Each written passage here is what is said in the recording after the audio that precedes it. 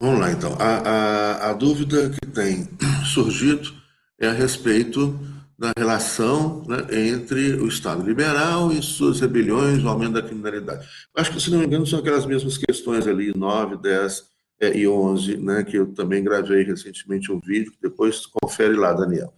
Mas o que que seria? Olha, o Estado liberal, né, ele surge a partir das revoluções burguesas. Quais são as características do Estado liberal? O Estado liberal é um Estado abstencionista, ou seja, ele vem em substituição ao Estado absolutista. Daí que a gente tem um primeiro elemento importante, para não esquecer. Né? Para a gente entender as coisas, as teorias, né, é fundamental contextualizá-las dentro da realidade histórica, social, política, cultural, econômica. As teorias surgem em determinadas realidades, se voltam para serem aplicadas ou para explicar aquela realidade específica. A gente pega uma teoria e aplica ela fora da realidade, dá tudo errado. Isso é o básico. Né? Se eu pego uma teoria do século XVIII, XIX e aplico no século XXI, é óbvio que vai dar tudo errado. A realidade social, política, econômica é completamente diferente. Então, para a gente entender o liberalismo, vamos entender o que é um movimento que surge contra o Estado absolutista. É aquele Estado que tudo podia, não existia limite, não existiam garantias, não existia uma Constituição que limitasse o poder do Estado, que limitasse o poder do rei, e o poder do rei confundia-se com o poder do Estado. Bom, esse Estado liberal, então, ele vai surgir a partir dessas revoluções burguesas, que são insurreições, são revoluções, são grandes insurreições, que mudam o sistema político-social. Né? Daí a Revolução. As revoluções na Inglaterra, né? O período de Cromwell, 1642, 1688, a Revolução Gloriosa, ainda no século XVII, a Revolução Norte-Americana, a Guerra de Independência, em 1776, e a formação dos Estados Unidos da América com a Constituição de 1787. E a Constituição francesa, as constituições francesas do período revolucionário, após a Revolução de 1789. Nessas revoluções, você tem uma ebulição, principalmente na Revolução Francesa, de um monte de ideias, pensamentos, né, teorias, está tudo ali em ebulição em meio àquele processo radical de transformação social. Mas o que sai vitorioso, o projeto que sai vitorioso, é um projeto liberal. Quando a gente fala em liberalismo, liberal, essa palavra é uma palavra cheia de sentido. Por quê? Porque já naquela época existia um monte de autores liberais. Né? Já naquela época você vai ter um liberalismo que responde a questões políticas, econômicas. Ou seja, você tem teorias liberais econômicas, teorias liberais diversas, né? Teorias liberais políticas, né? Teorias, filosofias, né, liberais, pensadores liberais, os mais diversos. São. Calma aí, Laura, que daqui a pouquinho já respondo a sua. São, então,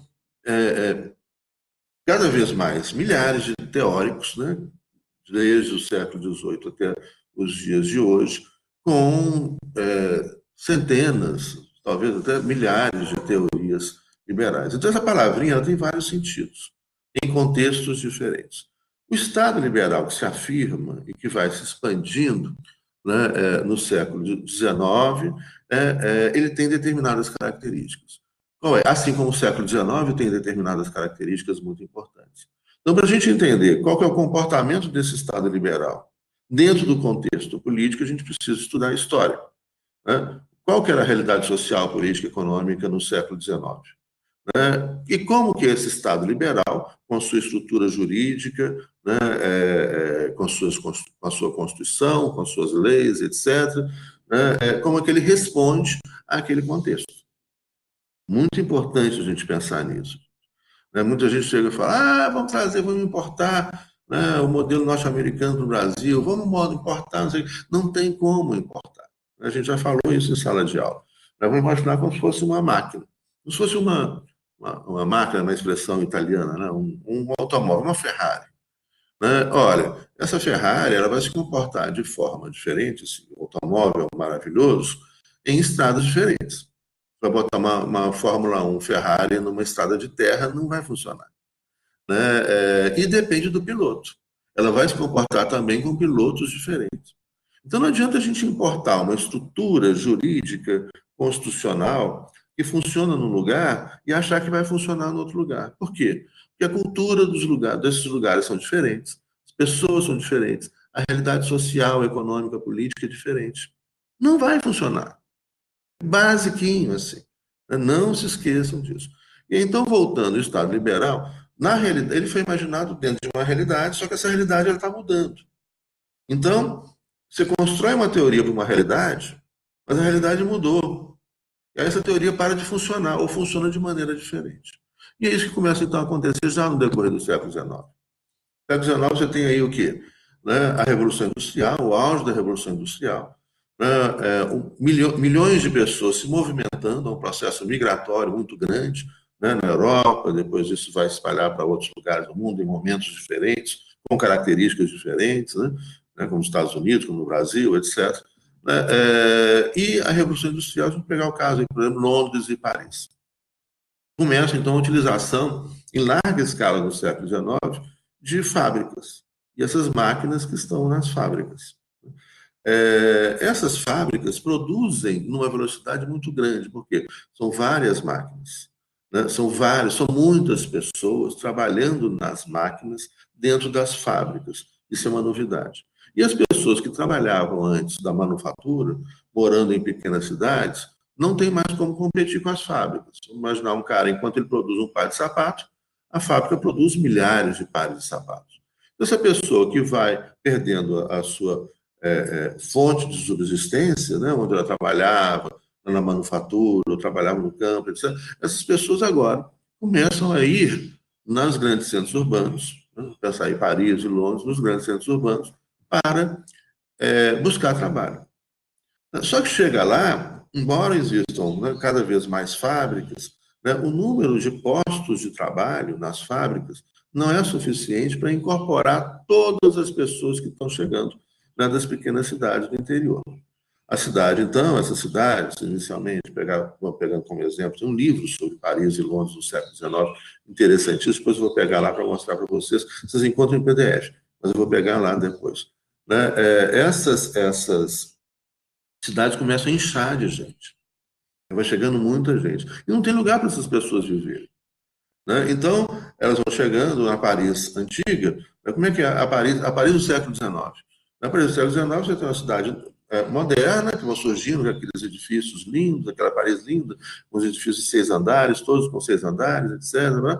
E no centro da cidade está a Paris medieval, que são construções antigas, não tem saneamento básico, né? Não tem esgoto, as pessoas vão se acumulando ali naquelas moradias, uma família em um cômodo com várias pessoas, uma condição de sanitária péssima, né? A condição de limpeza, né, inexistente, pessoas acumuladas. E essas pessoas que vão chegando, então, vão morar nessa Paris lá central, que é a Paris medieval, a Paris antiga. Né? E essas pessoas que vão chegando, algumas conseguem emprego, mas o emprego que elas conseguem é péssimo. Por quê? Porque como tem muita oferta de mão de obra, né, e não há postos de trabalho suficientes para receber essa oferta de mão de obra, né, as pessoas ficam desempregadas.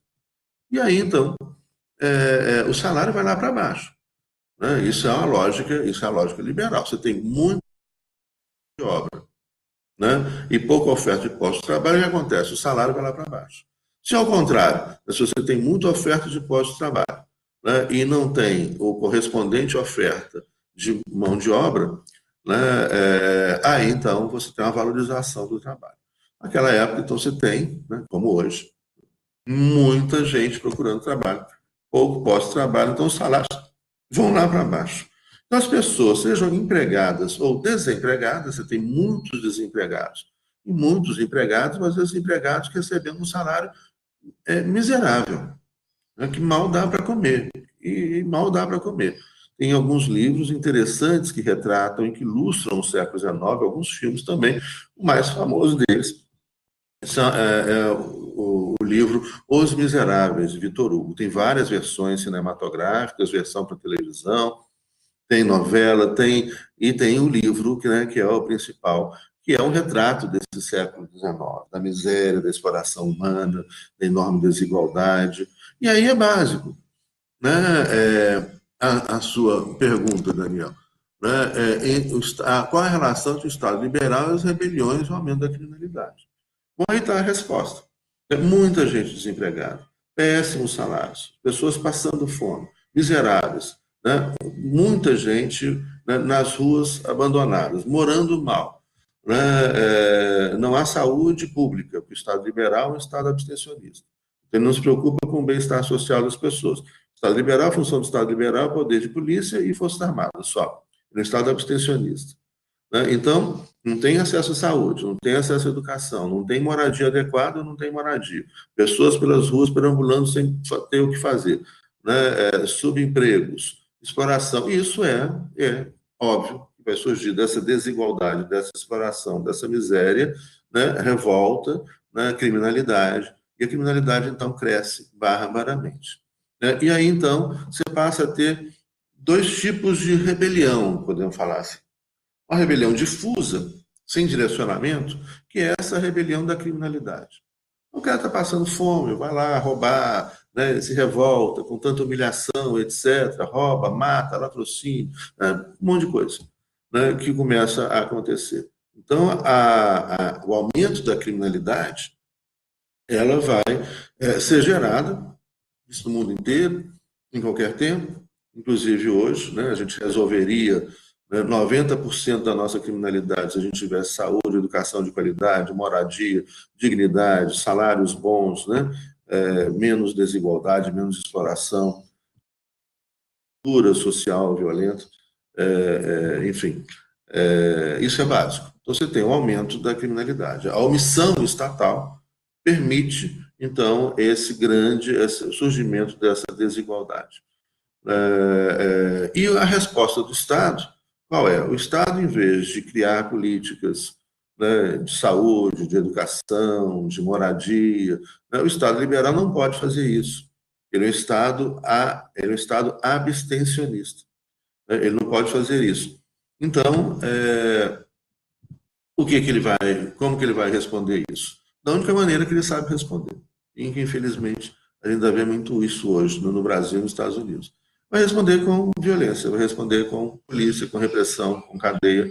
E é óbvio, se não vai responder um problema socioeconômico com polícia. A polícia é para investigar crimes comuns, né? A inteligência policial, investigação, né? Não vai resolver problema social, problema econômico com a polícia. Isso é uma maldade que se faz com a polícia. Não tem jeito. Vai só vai agravar a revolta, só vai agravar a desigualdade, né, e etc. Bom, e aí, além das rebeliões difusas, você tem as rebeliões políticas, ou seja, as pessoas, então, essa tem uma grande novidade no século XIX. As pessoas começam a olhar para o lado,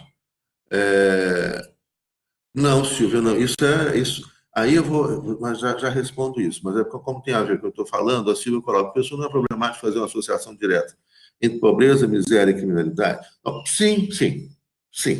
Mas veja bem o que eu estou colocando aqui. Sim. Então, a gente tem que. O que eu estou falando aqui é da desigualdade. Então, eu coloquei até ontem, discutindo com a turma do primeiro período, falando isso. Se você pegar percentualmente o número de pessoas, o percentual de pessoas envolvidos com criminalidade em bairros de classe média alta é maior do que o percentual de pessoas envolvidas com criminalidade nos bairros com baixo poder aquisitivo, nos bairros pobres. O que muda é o tipo de crime, né? Mas há muito mais criminalidade nos bairros de classe média alta, como sonegação fiscal, né? Como corrupção ativa, corrupção passiva, né? Do que nos bairros pobres. Mas a violência ela está ligada à desigualdade. Né? E aí uma coisa é a pobreza, outra coisa é a miséria. Quando a pessoa chega numa situação de miserabilidade, né? Então, uma coisa é a pobreza, né? A falta, a carência de determinados bens, etc. No caso, a situação de miséria. Isso também é. Agora, o que gera revolta, né, é a desigualdade. Agora, você tem crimes diversos, né? Ou seja, surge uma criminalidade decorrente da desigualdade, né, e da carência absoluta, né, que é o furto. né, o roubo. Agora, surge também uma criminalidade que vem da omissão estatal, da ganância, né, de um determinado tipo de sociedade de economia gananciosa, egoísta, competitiva, né, que é o que é muito comum, né, a perda imensa que a gente tem tido de dinheiro aqui no Brasil, com corrupção ativa e passiva, e principalmente, muito mais que com a corrupção, com a sonegação fiscal, né, que é o grande crime cometido pelas classes altas. Então, assim, eu recomendo muito a leitura para vocês, né, de um autor francês que vai, né, esclarecer essa questão muito, que chama Loïc Vacan. Eu vou escrever o nome dele aqui para mostrar para vocês. Loïc Vacan é um criminólogo francês. Vocês encontram o livro dele gratuitamente na internet. Loïc Vacan.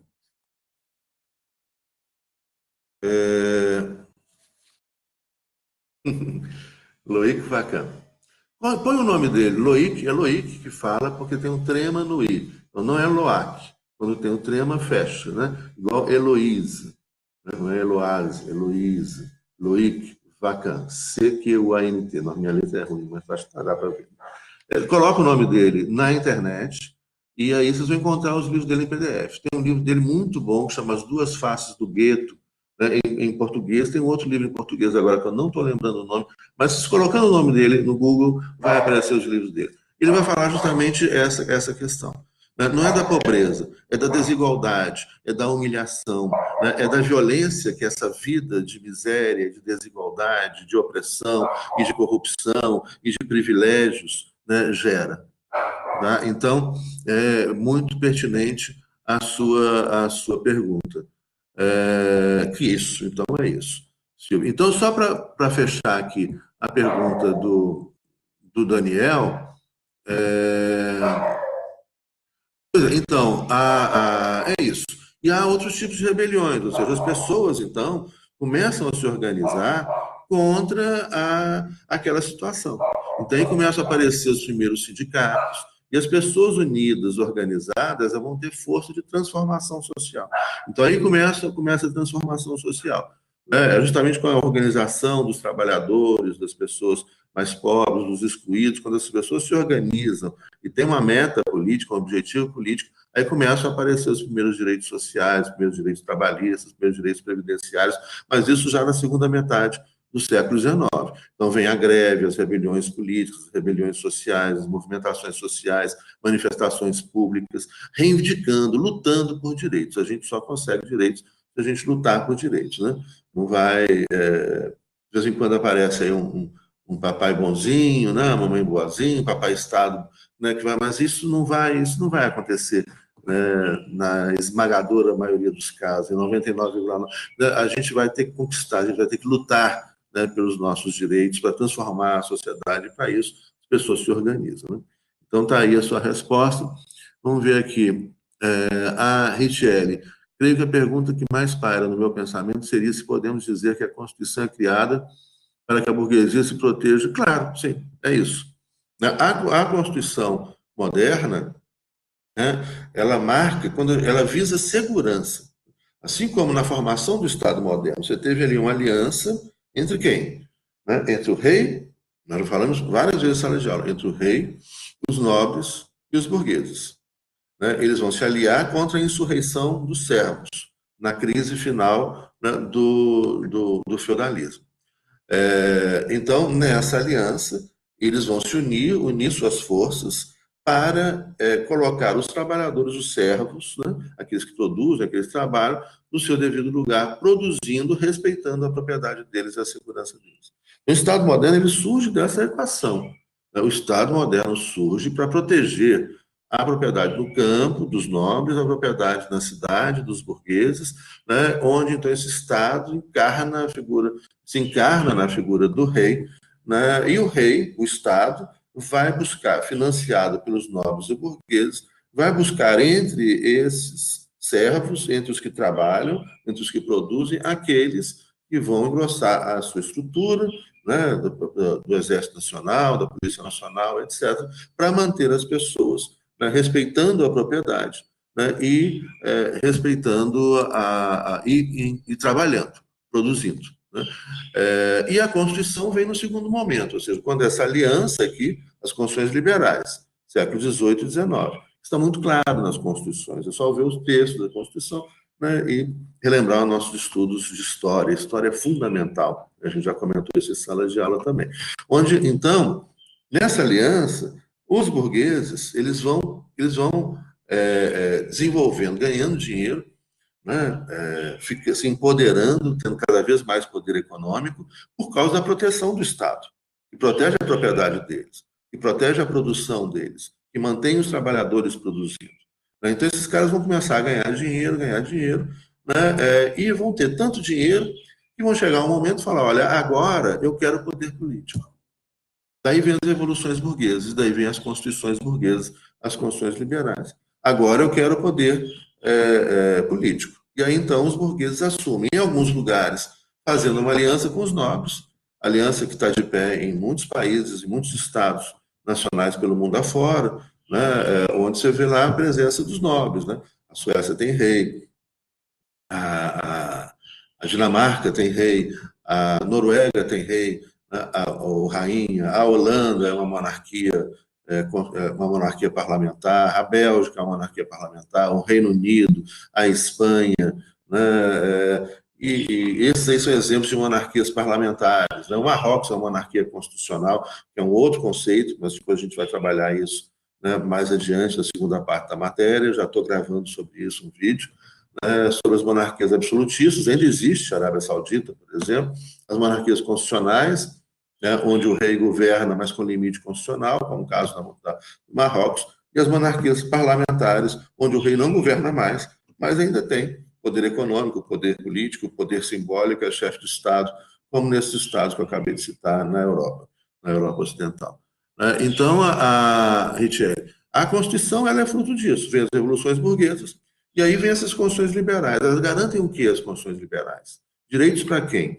Expressamente, desde a Constituição dos Estados Unidos, 1787, da construção da Constituição inglesa, né, que é um processo completamente diferente, que depois também a gente debate, né, essas constituições liberais vão garantir direitos exclusivamente, está no texto, no decorrer do século XVIII, quando elas começam a aparecer, do século XIX, começam a se expandir para o mundo, direitos para homens, brancos, proprietários. E quem é que pode votar? Apenas os homens brancos, proprietários e ricos. E qual que é a função da Constituição Liberal? Afastar o Estado, esse Estado que era vinculado à figura do rei no absolutismo. Afastar esse Estado que intervinha nos negócios privados, que intervinha nos negócios dos proprietários, dos burgueses, e atrapalhava os negócios. Ao mesmo tempo, esse Estado protegeu, eles enricaram, né, acumularam riqueza, mas agora eles não querem mais as intervenções indevidas, né? Porque no Estado absolutista, o rei acordou mal-humorado, o rei tem algum interesse e intervém no negócio, nos contratos privados. Então, eles falam, não, agora a gente assume o poder político e estabelece uma ordem jurídica constitucional que garanta a nossa propriedade e esse sistema produtivo liberal-capitalista, e, portanto, a gente pode agora produzir em paz, sem a intervenção do Estado. Olha o Estado liberal aí, o Estado não vai mais intervir na economia, o Estado não vai intervir nas relações trabalhistas, não há direitos trabalhistas, não há direitos previdenciários, né? O Estado vai simplesmente, o Estado liberal, garantir o poder de polícia, que vai garantir a propriedade privada. Né? Continua isso, é o que a gente vê, as pessoas são espancadas, né? Mas você não pode quebrar um vidro, né? Quebrar uma pessoa pode, mas quebrar um vidro não pode. Né? Então, você passa a proteger a propriedade, o Estado passa a proteger principalmente a propriedade e passa a proteger, né, esses homens brancos, que são os que podem votar e são os que podem se candidatar. Esse é o Estado liberal do século XIX até a Primeira Guerra Mundial. Né? Então, é isso aí mesmo, Richelle. Laura, professor, sobre a questão 5. Eu não entendi qual seria o papel do urbanismo na crise social e política do século XIX. Poderia explicar? Sim. Então, ela tem a ver, está tudo conectado com o que eu acabei de falar. As duas questões que eu respondi antes. Né? Ou seja, as grandes cidades incham, muita gente, Aumenta a insatisfação, aumenta as rebeliões, greves, manifestações públicas, movimentação social, criminalidade aumentando, conflitos sociais os mais diversos. E aí, então, vai fazer, Laura, né, para lidar com isso? Como o Estado liberal é abstencionista, esse é o primeiro. Então, o Estado não tem, as constituições não oferecem mecanismos para o Estado para intervir na economia, intervir na questão social para solucionar o problema. O problema é social e econômico, não é um problema de polícia. Então, mas o Estado é abstencionista, o Estado não pode intervir.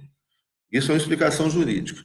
Uma explicação sociológica, né? A gente vai perguntar, olha, mas interessa ao Estado intervir? E a pergunta é, quem é o Estado? Olha, o Estado é quem está no poder do Estado. E quem está no poder do Estado, quem é que pode votar? São os muito ricos. Quem é que pode se candidatar? São os muito ricos. Né? Até votar, não necessariamente só os muito ricos, mas se candidatar só os muito ricos. Então, quem são os senadores, os deputados? Quem são as pessoas que estão no poder do Estado? As pessoas que estão usufruindo desse sistema econômico. É lógico que não interessa para essas pessoas resolver o problema, que para elas não é um problema.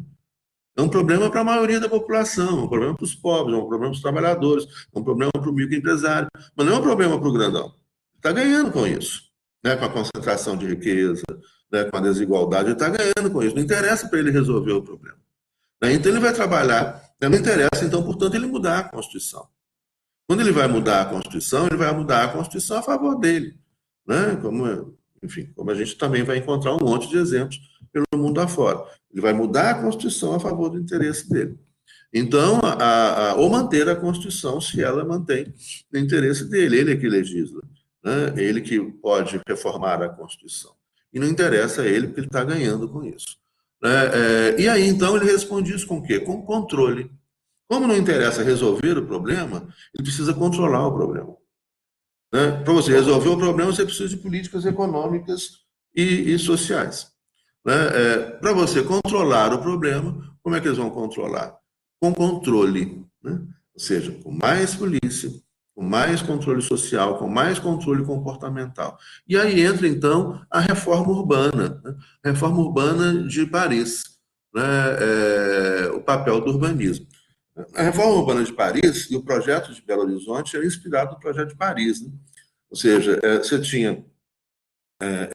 hoje a Paris, linda, né? Aquela Paris chiquérrima, belíssima, ela é construída na metade do século XIX. Você tem o Segundo Império, 1848, na França, tem uma Revolução Popular, 1851, né, assume o Napoleão III com um golpe de Estado, acaba com a Revolução Popular. Espera aí, gente, só um minuto aqui, que o cachorro começou a latir. Só um segundo que eu já volto. Tem essas coisas assim de aula em casa.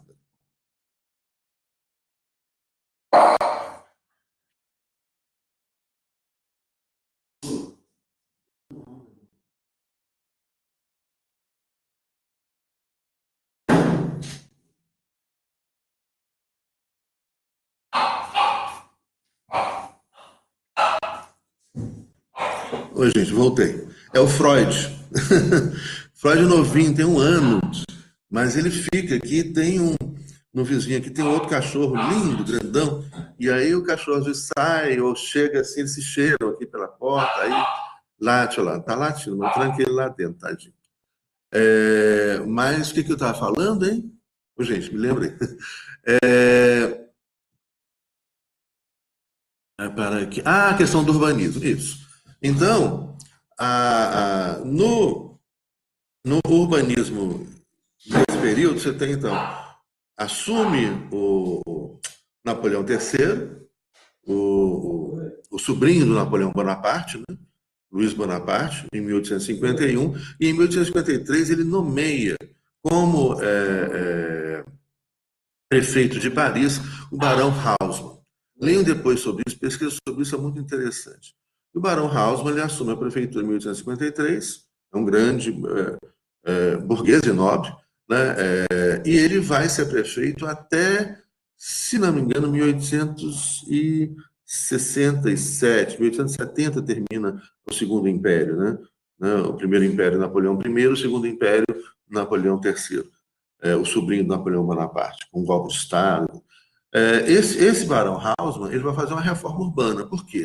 Qual a ideia dele? Ele vai tirar os pobres do centro da cidade, né, e jogar os pobres para a periferia da periferia. Por que isso? Porque os pobres no centro da cidade estão no centro de Paris, né? A reforma urbana de Paris, então, ele visa trazer uma higienização do centro da cidade, destrói aquela cidade antiga, medieval, sem esgoto, etc.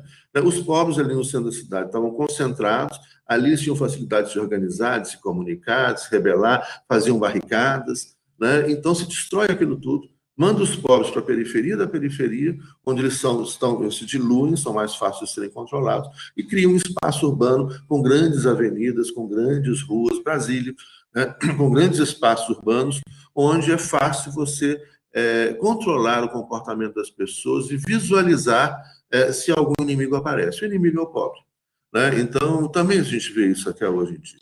Você está em Paris, constrói aqueles imensos bulevares, né? Ali do Arco do Triunfo saem 4 avenidas em 8 diferentes direções, uma delas a principal, a Champs-Élysées, né? Que o correspondente aqui em Belo Horizonte seria, você tem a Praça Raul Soares, né, e aquelas 4 avenidas que saem em 8 direções, inspiradas no projeto de Paris. Belo Horizonte foi construído no século XIX, final do século XIX, inspirado no projeto de Paris. E aí, então, com isso, você passa a ter controle visual, né, das cidades. Hoje você tem câmeras. Paris, até um pouco tempo atrás, tinha cerca de 600 mil câmeras, hoje tem mais. No Reino Unido, estão cerca de 2 milhões de câmeras de controle comportamental, né? Então, na City de Londres, tem 4 câmeras em cada esquina. Todo carro que passa pela City de Londres tem a sua placa fotografada. Então, hoje é um hipercontrole por meio, né? A China, hoje, né, controle total sobre onde as pessoas vão, o que, que as pessoas têm, controla a saúde das pessoas, controla tudo, né? Então, hoje você tem satélites que controlam. Nos Estados Unidos, você encontra uma pessoa, né, em 3 horas com satélite espião, câmeras na rua, né? Então, é muito controle sobre as pessoas. Isso aí começa lá com o urbanismo no século. Então, não existiam ainda as câmeras, mas fizeram, o Barão Haussmann construir no lugar daquelas ruelazinhas, onde as pessoas podiam se esconder, né, fazer barricadas, construiu avenidas largas, os bulevares chiquérrimos, belíssimos de Paris, aquelas ruas largas, avenidas largas, onde era possível, né, cada esquina tinha um policial, em cada Carrefour, em cada cruzamento, tinha um policial, e um visualizava o outro. Se aparecesse um pobre ali, falou, oh, pega o sujeito, pegava o sujeito e mandava ele de novo para a periferia da periferia, né? Então, essa é a relação entre o urbanismo, né, ou seja, controle social, controle comportamental, né, que hoje vai chegando a uma situação absurda, né? A forma de controle, né, que existe, os países onde você tinha mais controle comportamental eram os Estados Unidos e Inglaterra, mas hoje a China e os países asiáticos demonstraram agora, principalmente com o coronavírus, um hipercontrole, né? E a gente tem que tomar cuidado para o mundo que pode sair dessa pandemia e é um mundo de hipercontrole social por meio. Olha, isso aqui, né? Isso aqui eles ouvem a conversa da gente a hora que quer, sabe onde está indo, onde vai.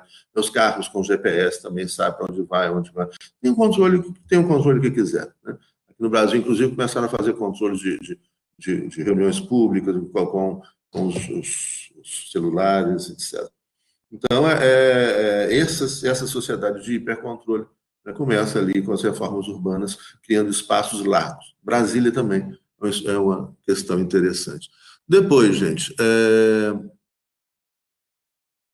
bom, então, urbanismo. Silvia, professor, não é problemático fazer. Ah, sim, isso eu já respondi, né, Silvia?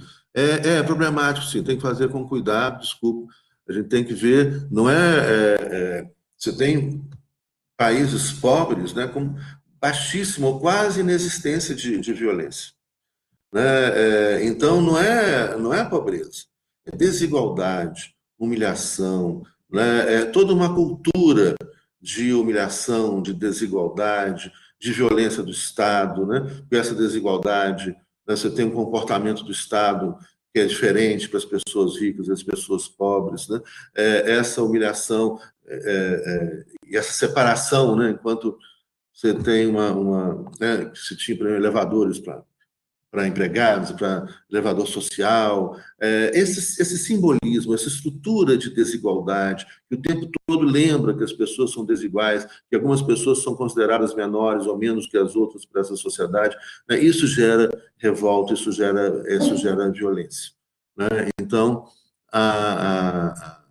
não é pobreza, né? É a desigualdade.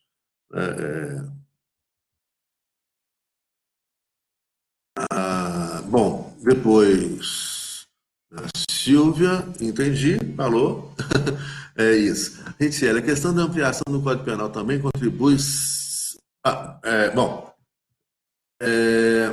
a ampliação do Código Penal também contribui para essa maior criminalidade, não? Pois sim, mas depende do contexto. Então, tudo é mais.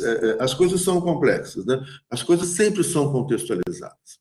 Então, a ampliação do Código Penal, ou seja, a existência, qual que é a resposta que o Estado vai dar no século XIX e qual que é a resposta que o Estado moderno começa a dar aqui a partir do final do século passado, com o retorno do neoliberalismo, né? Retorno com o neoliberalismo. O neoliberalismo ele é bem pior do que o liberalismo, porque o neoliberalismo ele é o conservadorismo, é o ultraconservadorismo disfarçado de liberalismo. O neoliberalismo não é liberal. Então você continua com as mesmas pseudo, falsas soluções. Não é solução, é controle. Então, no século XIX, assim como recentemente, você começa a fazer o quê? Olha, há um aumento de criminalidade, esse aumento da criminalidade decorre dessa desigualdade, dessa cultura egoísta, individualista, né, da opressão estatal, da acumulação, enfim, desses vários fatores que vão se acumulando, né, aí no decorrer do século XIX, né, o Estado, então, responde com o quê? Reformas urbanas, aumenta o controle, aumenta o número de policiais e aumenta o número de crimes. Então, no século XIX, um monte de condutas, gente, que não eram consideradas criminosas, passam a ser consideradas criminosas. Vários comportamentos que não eram considerados criminosos passam a ser considerados comportamentos criminosos. Tá? Então, veja bem, crime não é uma coisa que cai do céu. Muitos crimes que existem numa época deixam de ser crime em outra época, e o que não era crime em um determinado momento passa a ser crime em outro momento. O que é crime numa cultura não é crime em outra cultura.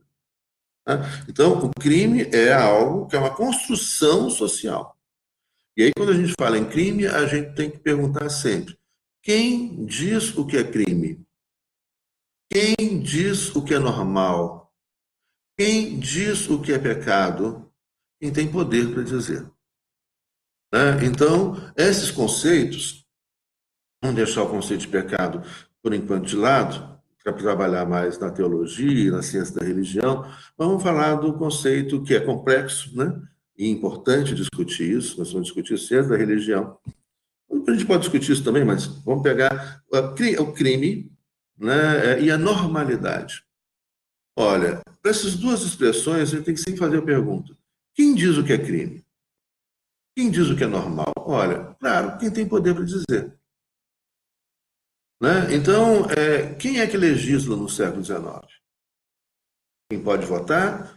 Só o homem branco, proprietário, com um certo padrão de riqueza. Quem pode se candidatar? Quem pode ser deputado, senador? Só o homem branco, proprietário e rico. Quem é que vai dizer o que é crime? O homem branco, proprietário e rico. Logo, o que ele faz não é crime. É cobrança de juros abusivos, etc, etc, e isso não é crime.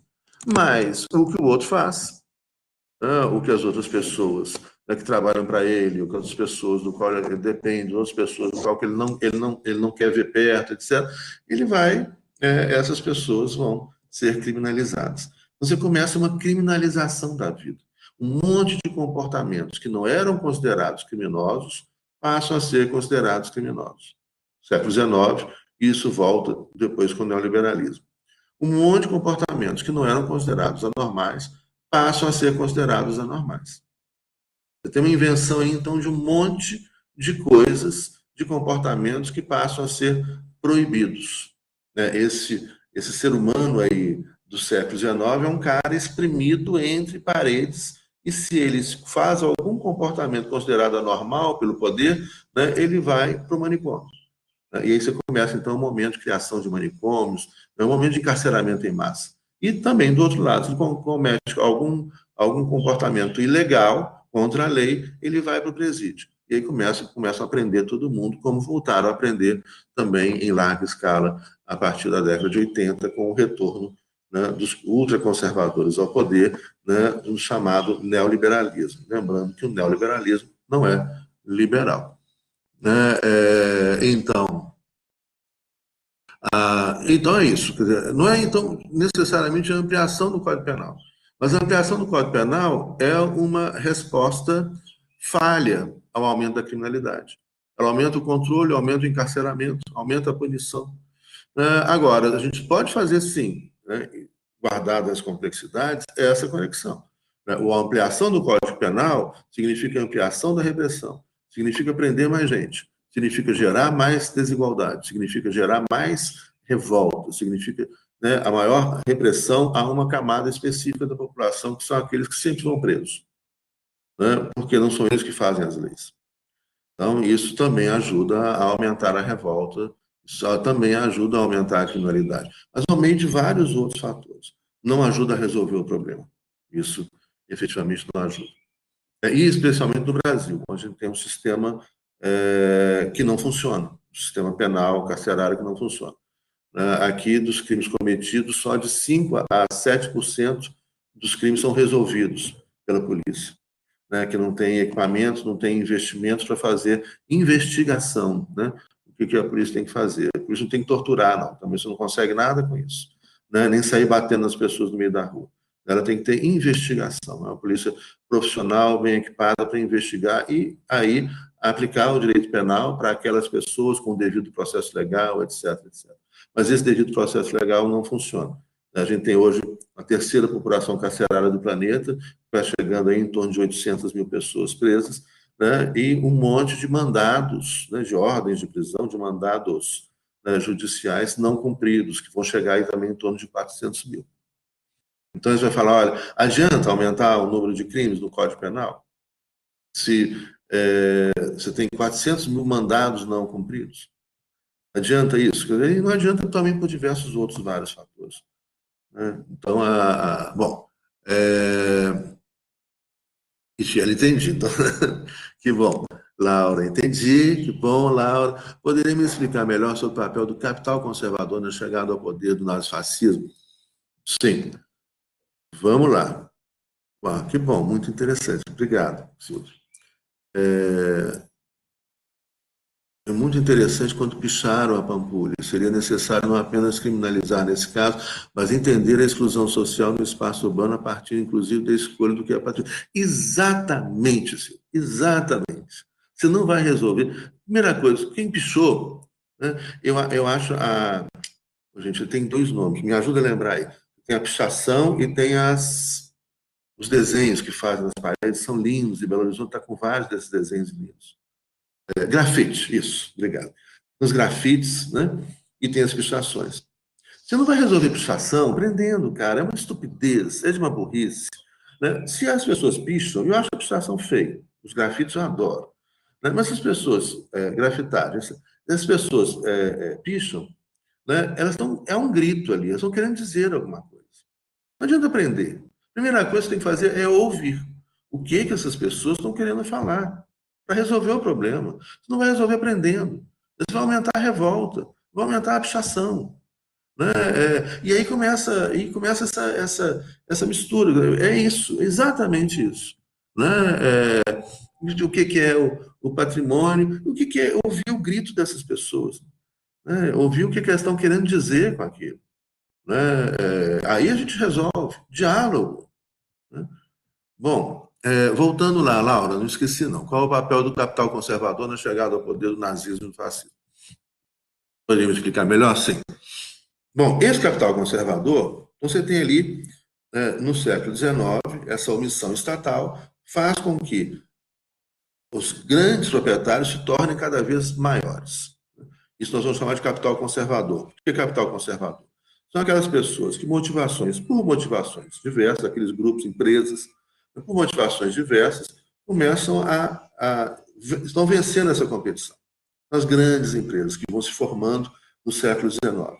Ali começam a aparecer os primeiros conglomerados econômicos, grandes empresas vão se surgindo ali, grandes magnatas vão surgindo, né, na Europa, nos Estados Unidos, no século XIX. Então, essas pessoas que estão vencendo essa competição, como que elas vão começar? O que elas vão começar a fazer? Elas vão começar a criar mecanismos de eliminação da concorrência, de eliminação do risco. Ou seja, elas vão acumular riqueza cada vez mais e vão criar mecanismos para manutenção da riqueza acumulada. Ou seja, não só elas vão criar mecanismos econômicos para cada vez acumular mais riqueza, como criam mecanismos de conservação da riqueza acumulada. Esses mecanismos vão estudar em direito econômico. Por exemplo, os cartéis. As grandes empresas começam a combinar preço entre elas para eliminar os competidores novos que aparecem. Né? As grandes empresas dumping.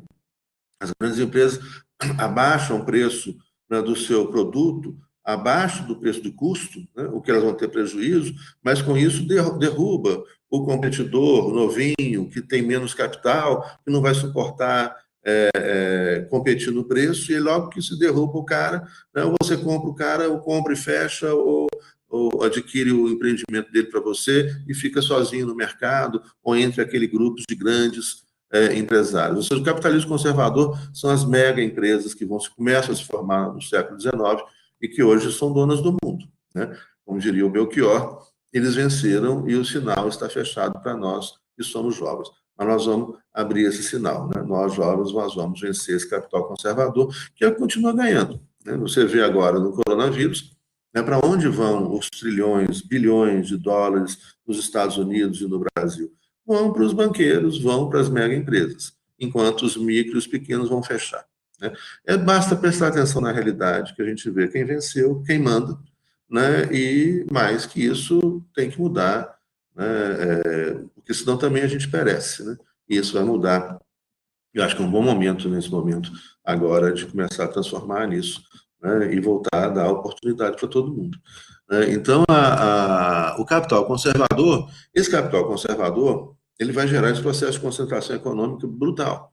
Aumento da desigualdade, aumento da violência, né? E, ao mesmo tempo, né, você tem uma competição internacional desse capital conservador. Então, vamos prestar atenção nisso para a gente falar da ascensão do nazifascismo. Ou seja, o capital conservador, ele precisa de recursos. Nós estamos falando aí, então, no final do século XIX, início do século XX, de grandes empresas, né?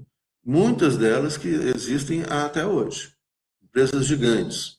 Essas grandes empresas das principais economias. Se a gente pegar, por exemplo, 1910, as 6 maiores economias daquele período, né? Estados Unidos, primeiro, Alemanha, segundo. A Alemanha se torna rapidamente, depois da unificação em 1871, não existia essa Alemanha, né? A Alemanha, enquanto Estado Nacional unificado, surge no final do século XIX, 1871, mas que vai nascer uma união, né, da Prússia, com vários pequenos estados, ducados, né, que vão formar a Alemanha, poderosa economicamente, industrialmente, e que vai chegar com essa unificação, né, a ser uma economia industrial poderosa já em 1910.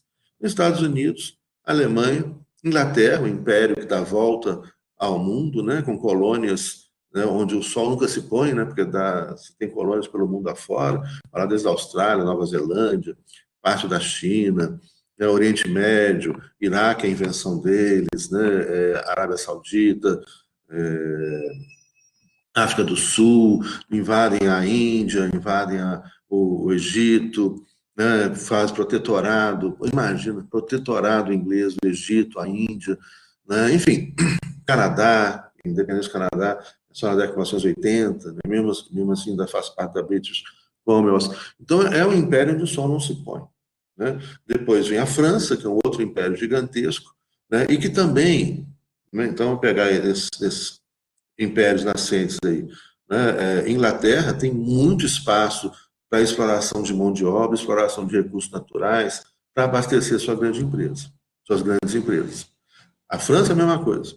A França tem lá, desde a Indochina, Laos, Camboja, Vietnã, né, Oriente Médio, né, a Síria, Líbano, né, o Maghreb, o noroeste da África, está ali, né, parte do Marrocos, Tunísia, Argélia, Costa do Marfim, Senegal, né, chegando ali na América, a Guiana Francesa, que até hoje é território francês. Né? Tinha o Quebec, mas o Quebec os ingleses tomam conta e assumem como parte do Canadá, mas é um estado, uma província hoje do Canadá, um estado membro da Federação Canadense de Cultura e Língua Francesa.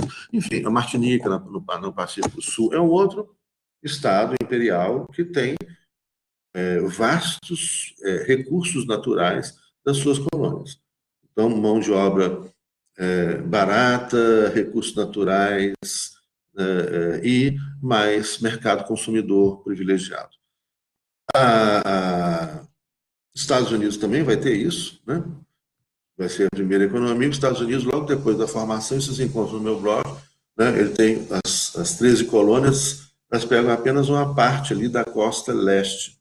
Né? Com a independência dos Estados Unidos, eles já começam uma expansão territorial, tomam todo o oeste, né? Eles tomam o oeste, parte estava com os ingleses, que eles tomam, né? Matam os indígenas, tomam tudo que eram dos indígenas, os habitantes originários, né? Que foram invadidos aí por espanhóis, ingleses, franceses, etc. Toma do México metade do território, que já tinha sido tomado dos indígenas, toma da Espanha a Flórida, forma um território, depois compra o Alasca da Rússia, invade o Havaí, invade Panamá, enfim. Hoje é um país que tem cerca de 800 bases militares em cerca de 100 países. Então é um grande império, portanto com muito espaço para exploração de recursos naturais, petróleo, etc, etc. Depois vem Itália e Japão, potências industriais emergentes, mas que não têm espaço. Bom, então vamos chegar lá. Você tem, nesse momento, então, a gente tem uma configuração dos conflitos que vão vir na Primeira e Segunda Guerra Mundial.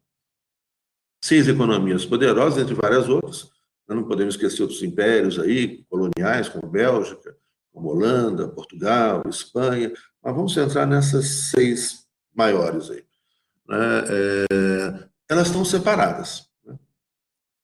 Você tem 3 delas, Estados Unidos, Inglaterra e França, com muito espaço, muitas colônias para exploração de recursos naturais, exploração de mão de obra e mercado consumidor. E você tem 3, Alemanha, Itália e Japão, que precisam de espaço e vão à Primeira Guerra Mundial atrás desse espaço. Um outro elemento importante, né? Naquele período, e até a década de 1960, a gente pode falar numa economia nacional. Esse conceito vai começar gradualmente a ser comprometido com a formação das multinacionais, transnacionais, década de 60, década de 70, mais adiante. Mas ali atrás, né, você tem, então, isso é muito forte, ou seja, o que acontece com o Estado Nacional repercute na indústria nacional. Hoje a gente viu, por exemplo, boa parte da indústria americana foi para o resto do mundo, foi para a China. E agora eles estão vendo um problema nisso. Vocês viram isso? A 3M, por exemplo, que fabrica as máscaras, né? Que estão sendo agora vendidas pela China, para o mundo inteiro. Né? A 3M dos Estados Unidos foi produzir máscaras na China. E agora a China está exportando máscara e os Estados Unidos não tem máscara. Olha que interessante. Mas isso é um fenômeno que vem a partir da década de 1960, 1970 e vai crescendo. Por quê? Porque a 3M foi a China atrás de mão de obra barata, disciplinada, né? Não tem greve, os salários são muito baixos, o Estado, enfim, tem um monte de vantagens, e ela abandona, então, o trabalhador americano, né, que era sindicalizado, mais organizado, etc., e vai explorar o trabalho de outros lugares onde não tem. Né? Então, muito investimento na Indonésia, no México, que não tem direitos sociais, não tem. Estados Unidos também hoje não tem, mas, enfim, isso é outra questão, depois a gente debate isso. Então, esses estados estão divididos, mas lembrando que, nesse momento, o que acontece com o Estado repercute na economia desses estados, nas grandes empresas desses estados. Ou seja, você ainda tem um conceito, então, de empresa nacional. Bom, então, vamos lá. Vem o conflito da Primeira Guerra Mundial entre esses 3 Eu estou simplificando aqui, existem outros atores, mas eu estou falando dos principais. Entre esses três, que precisam de espaço e vão à guerra atrás do espaço: Alemanha, Itália e Japão. Cada um se insere na Primeira Guerra de forma diferente, inclusive a Itália muda de lado, né? Ela entra de um lado da guerra, né? Depois passa para o outro lado, lá dos aliados. Mas o fato, entre os vitoriosos, os Estados Unidos, que intervém na Primeira Guerra Mundial, também depois, como foi na Segunda Guerra Mundial, né? E Inglaterra e França, pegando os principais atores. Eles estão divididos. Termina a Primeira Guerra Mundial, os vitoriosos, Estados Unidos, França e Inglaterra, junto com outros, né, vão impor aos derrotados, Alemanha, principalmente, né, mas Itália, que muda de lado, mas é deixada de lado na repartição do mundo, e Japão, né, algumas graves, né, sanções. Perda de território, a Alemanha perde parte do território, etc, etc. Ou seja, nesse momento, então, as principais potências repartem entre si o planeta. Então, os Estados Unidos fica com a América, né? A gente vira quintal dos Estados Unidos, a partir da República Brasileira, 1800, a Constituição de 1891, a República em 1889, Rui Barbosa, o Brasil começa a ocupar os Estados Unidos, a Constituição Brasileira, né, estabelece os Estados Unidos do Brasil, que é o nome do Brasil naquele período. A bandeira do Brasil passa a ser igual à bandeira dos Estados Unidos, só que verde e amarela, aquele mesmo desenho da bandeira dos Estados Unidos. Dura pouco, dura acho que 15 dias essa bandeira, né? Mas é um vexame, né? Quer dizer, o que a gente vive hoje não é novidade, né? A gente já viveu isso no início da República do Brasil, República dos Marechais, né? Essa paixão desmedida em relação aos Estados Unidos. Mas, então, você tem ali esses países, né? Alemanha, Itália e Japão é deixado de lado da repartição do mundo. E Estados Unidos, França e Inglaterra dividem o mundo entre eles. E aí, então, quando se exclui Alemanha, Itália e Japão da repartição do mundo, você está excluindo um poderio industrial grande, né? Culturas e estados-nação, embora a Alemanha e Itália bem recentes, né? Itália em 1860, 1861 e Alemanha em 1871, que surgem enquanto estados nacionais, né? Então são bem recentes, mas poderosos, né? Regiões poderosas economicamente, militarmente, culturalmente, etc. Né? Então você deixa esses três do lado de fora. Ao deixar os três do lado de fora, você deixa as grandes empresas desses países. Olha, vamos tentar lembrar aí o nome de alguns.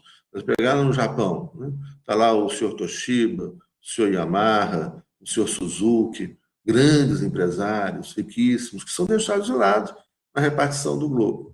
Né? Na Itália, o senhor Olivetti, a Fiat, o senhor Maserati, o senhor Bugatti. Né?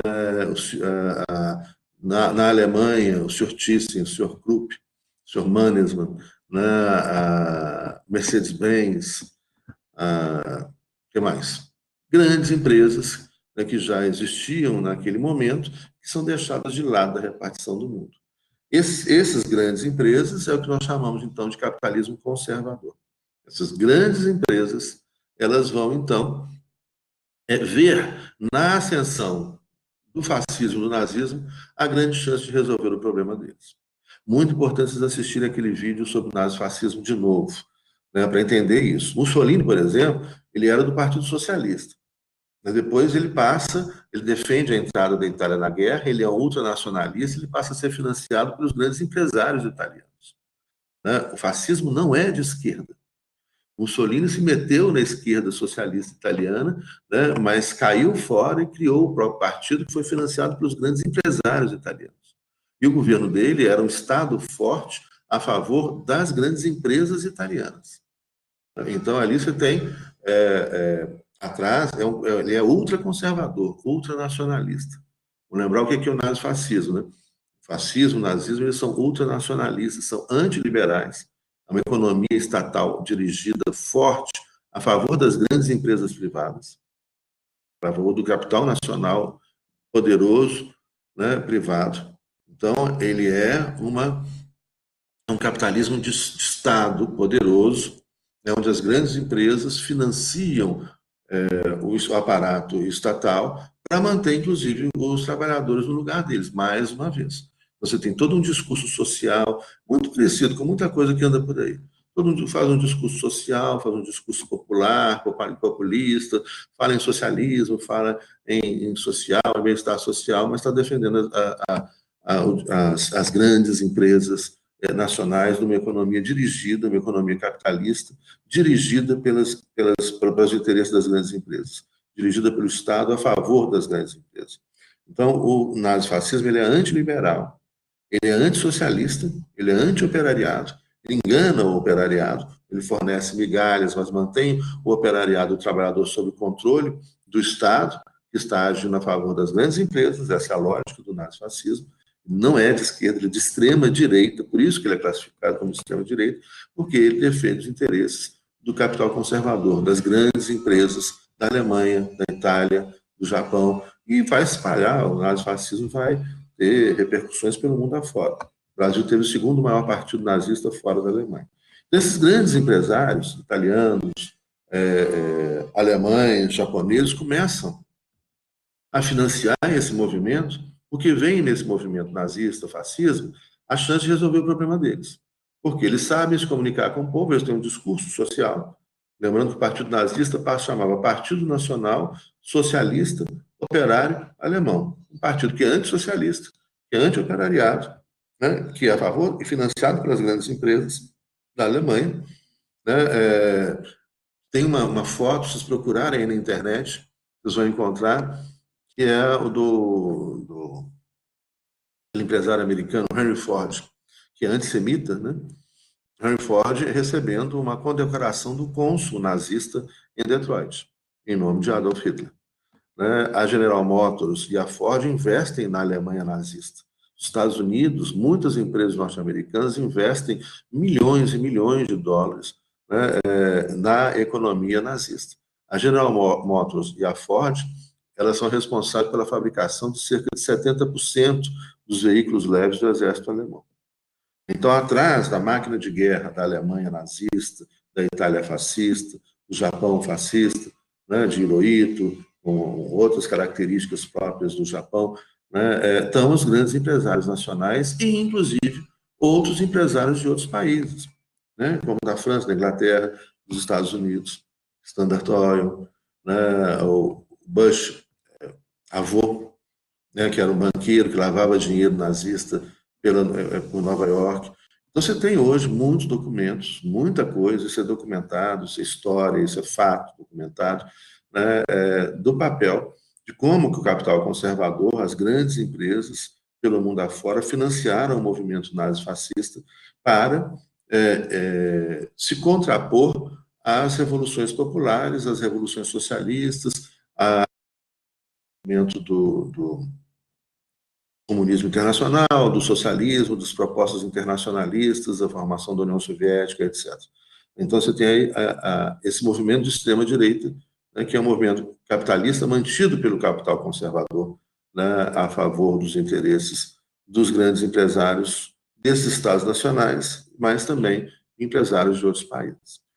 Pois assistam de novo o vídeo sobre o fascismo, é muito importante entender esse movimento, né, e principalmente agora, as pessoas estão falando tanta bobagem, né, desse conhecimento aí de Facebook, etc. Né? Tem um livro que eu recomendo a leitura para vocês, né, que é o livro, chama Introdução ao Fascismo. Introdução ao Fascismo, do Leandro Konder, Konder com K, K-O-N-D-E-R.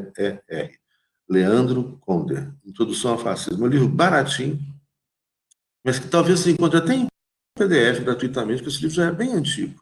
Então, talvez já tenha gratuitamente na internet para vocês baixarem em PDF. E é muito interessante, ajuda a gente a entender esses processos. Lembrando que algo que é da essência do fascismo, do nazismo, que é a mentira. Todo líder fascista e nazista mente. Ele tem que mentir, é a base do fascismo. Porque ele vai enganar. Ele vai chegar e falar que está defendendo o operariado quando ele está defendendo o empresariado. Né? Ele vai falar que a essência do fascismo, né, é a construção de discursos diferentes para públicos diferentes. Vejam também, na internet tem um documentário muito interessante, um documentário nazista, né? Mas não tem nenhum risco de vocês virarem nazistas por causa do documentário, pelo amor de Deus, né? Que é da Leni Riefenstahl, que é uma cineasta alemã. O documentário é uma cobertura do encontro do Partido Nazista em Nuremberg em 1934, um ano depois que os nazistas chegam ao poder por meio de eleições e se aliam aos conservadores e começam a matar e perseguir socialistas, comunistas, sindicalistas, etc.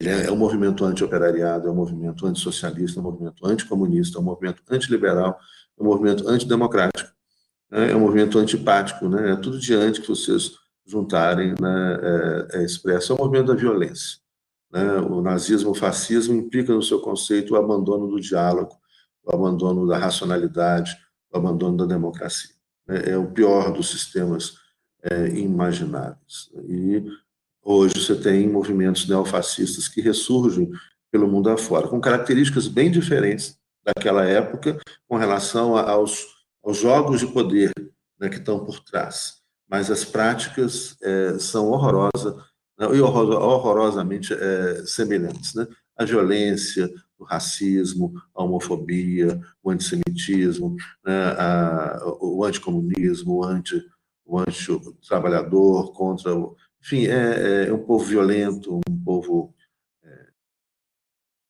do mal. Né? O mal. O nazismo, o fascismo é a expressão do mal. É isso. Ô, gente, então, eu acho que por hoje chega, né? Já, 10h30, agora eu tenho que pegar outra turma do primeiro período. Bom demais falar com vocês. Enfim, estou à disposição. Depois a gente marca, semana que vem, um outro encontro. E daí peçam para os colegas assistirem os vídeos na ordem. Né? O curso de vocês, né, são vocês que fazem. Então, se vocês vão fazer um bom curso, né, para se transformarem em grandes profissionais, dependem primeiro de vocês. Né? E a PUC, a gente cumpre a nossa tarefa de oferecer o melhor que nós temos, né? De estudar muito, né? De termos, né, como os professores da PUC, tem uma grande formação acadêmica, de estudo constante, de preocupação com vocês. Estou à disposição, qualquer coisa, é só falar, qualquer dúvida, nós estamos aí. A gente pode marcar, inclusive, encontros no Canvas, fora do horário de aula, se vocês quiserem, né? Mas no horário de aula eu sempre estarei disponível. Beleza? Grande abraço. Até mais.